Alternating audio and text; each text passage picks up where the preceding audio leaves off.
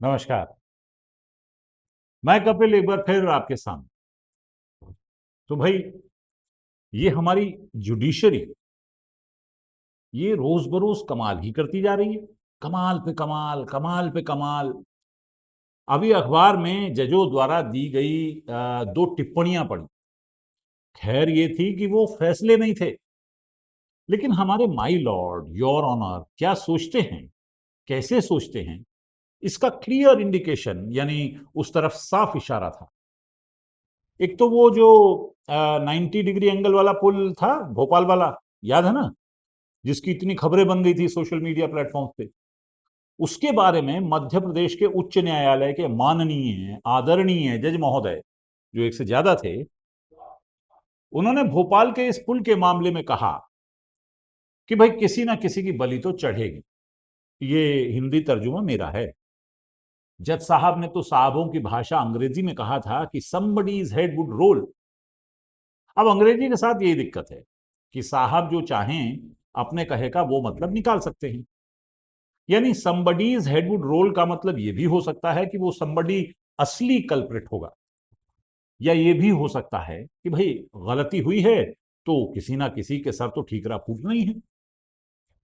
अब मुसीबत ये है इस देश में कि हमेशा से यही होता आया है। और इस देश में क्या, सारी दुनिया में यही होता आया है। किसी रसूखदार को बचाने के लिए somebody का हेड रोल करता है, बस फिर एक मामला खत्म और दूसरा मामला शुरू। जैसे इस मामले में पहले तो 6-7 इंजीनियरों को सस्पेंड कर दिया गया, साथ ही उस कंपनी को भी ब्लैकलिस्टेड कर दिया है जिसने ये ब्रिज बनाया था।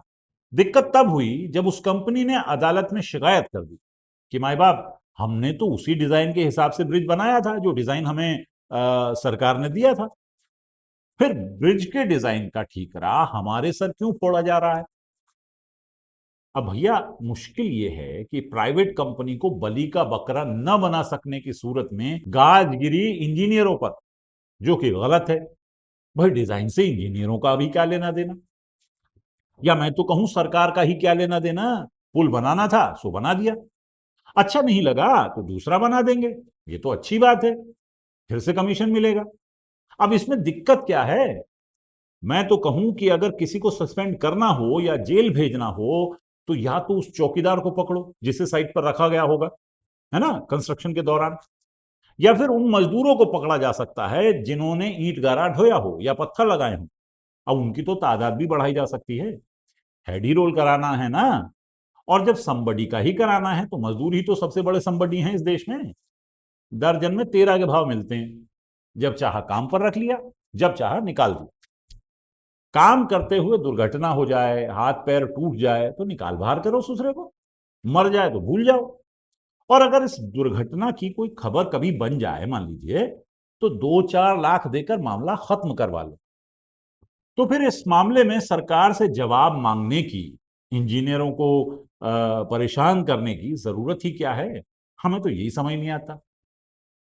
अरे इतने मजदूर भरे पड़े हैं, उठाकर पटक दो जेल में और कोर्ट से कह दो कि माई बाप जांच चल रही है। बस 5-7 साल वो मजदूर जेल में रहें, फिर या तो छूट जाएं या मर मरा जाएं, किसे पड़ी है? अच्छा, हेड ही तो रोल कराने हैं, करा दो, अनगिनत करा दो। इस देश की 80% आबादी में से 60 से 70% ऐसे ही संबड़ी हैं जिनके हेड रोल होने से किसी को कोई फर्क नहीं पड़ता। 2-4 दिन रोएंगे, फिर इसी को अपनी किस्मत समझकर चुप हो जाएंगे। माय लॉर्ड, बंद कीजिए मामला, संबडी का हेड रोल कर दिया जाएगा आपके आदेश पर। धन्यवाद। लेकिन दूसरी खबर इससे भी ज्यादा दिलचस्प है, और वो तो देश की सबसे ऊंची अदालत से जुड़ी हुई है। मामला ये है कि हर साल पंजाब, हरियाणा, राजस्थान, यहां किसान खेतों में पराली जलाते हैं। अब पराली जलाने से दिल्ली में प्रदूषण होता है, पॉल्यूशन। अब दिल्ली में जो प्रदूषण होता है तो जाहिर है बहुत परेशानी होती है, बीमारियां होती हैं। हमारे माननीय जज साहब ने कहा कि कुछ लोगों को जेल में डालने से ही सही संदेश जाएगा, और क्यों ना इसे आपराधिक प्रावधान बना दिया जाए। अब क्योंकि सुप्रीम कोर्ट में भारत की कोई भी भाषा इस्तेमाल नहीं होती, सिर्फ साहबों की भाषा यानी अंग्रेजी इस्तेमाल होती है, इसलिए सुप्रीम कोर्ट की अपनी भाषा में कहा जाए तो ये कहा गया कि किसानों को जेल में डालने से जाहिर है पराली जलाने वालों में सही संदेश जाएगा। हो सकता है कि वो पराली जलाना बंद कर दें। ऐसे मामलों में कभी कभी सुप्रीम कोर्ट जिंदाबाद कहने का जी कराता है मेरा। मुद्दा प्रदूषण, समाधान किसानों को जेल। वाह वाह भाई वाह, दिल जीत लिया। मुसीबत यह है कि दिल्ली का प्रदूषण सिर्फ पराली जलाने से तो होता नहीं है। दिल्ली में प्रदूषण का एक बड़ा कारण फैक्ट्रियां हैं, जिनमें से कुछ कानूनी हैं तो कुछ गैर कानूनी भी हैं। साथ ही दिल्ली में ट्रैफिक इतना है कि कुछ न हो तो भी प्रदूषण होता है।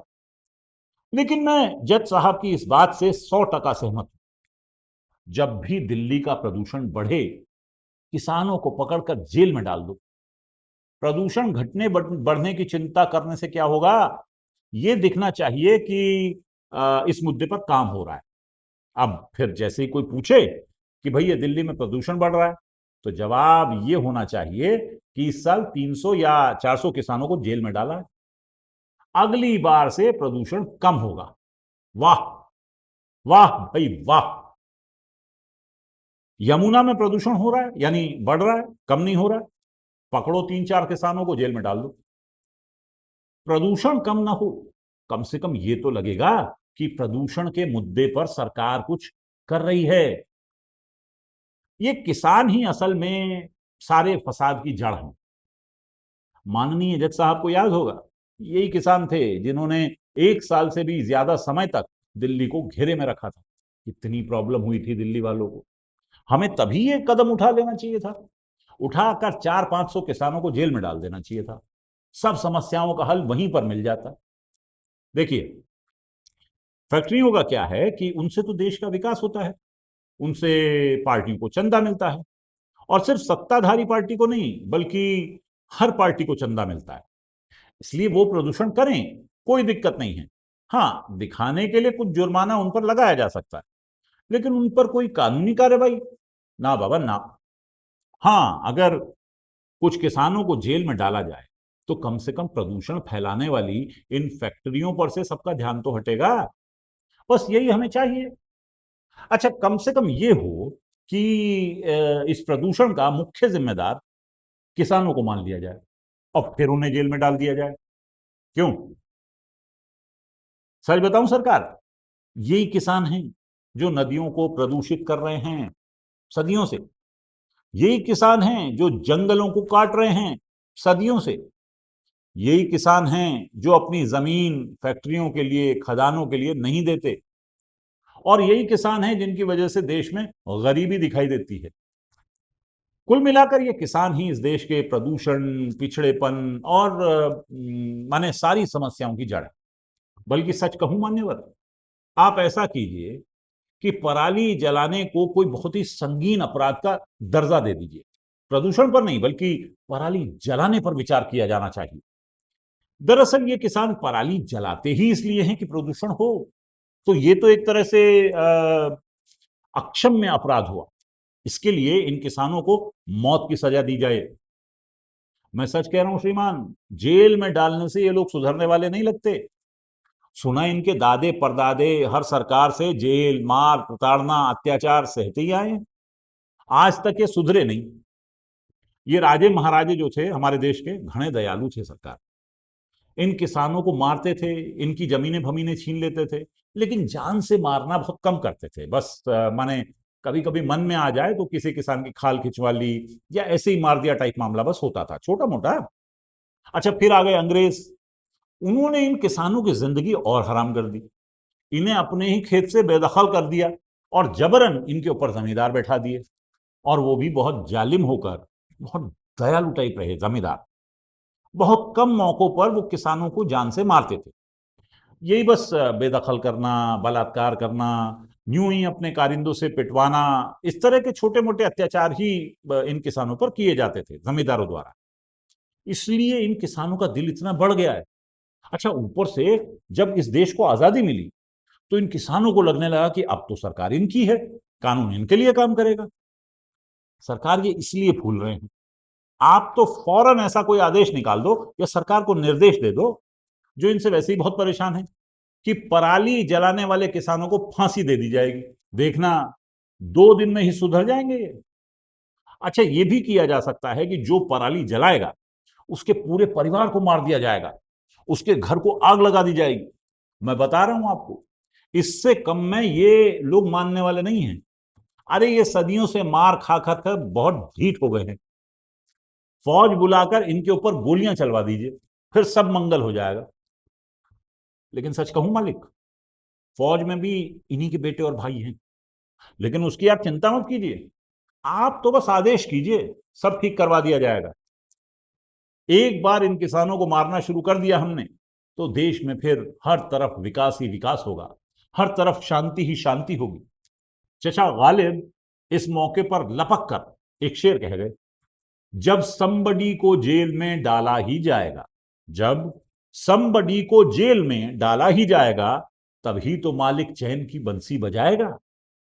हेडरोल भी somebody के होंगे गालिब, कंट्री में मेरे तभी डेवलपमेंट भी आएगा।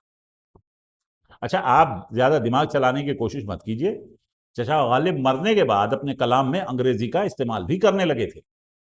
बाकी सब खैर है, एक बार इन किसानों से निपट लें तो चैन से बात करेंगे। ठीक है, नमस्ते।